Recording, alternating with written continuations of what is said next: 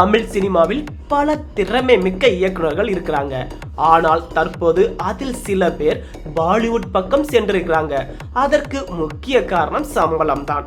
கோலிவுட்டில் வாங்குவதை விட பல மடங்கு அதிக சம்பளம் பாலிவுட் படங்களை இயக்கினால் வழங்கப்படுகிறது. இந்த நிலையில தான் தமிழ் சினிமாவில் முக்கிய இயக்குனர்களாக வலம் வரும் இயக்குனர்கள் யார் யார் பாலிவுட் பக்கம் சென்றிருக்காங்க என்பதை சுருக்கமா பார்க்கலாம். ஜவான் என்ற படத்தின் மூலம் பாலிவுட்ல தனக்கென ஒரு இடத்தை பிடித்துக் கொண்டார் அட்லி. இவர் இயக்கிய முதல் படமே 1000 கோடிக்கு மேல் வசூல் செய்து சாதனை படைத்தது. தற்போது மீண்டும் ஒரு பாலிவுட் படத்தை இயக்க இருக்கிறாராம்.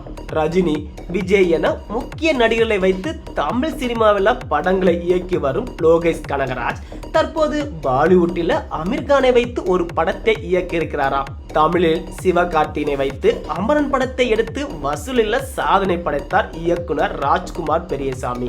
தற்போது இவர் ஹிந்தியில ஒரு படத்தை இயக்க இருக்கிறாராம்.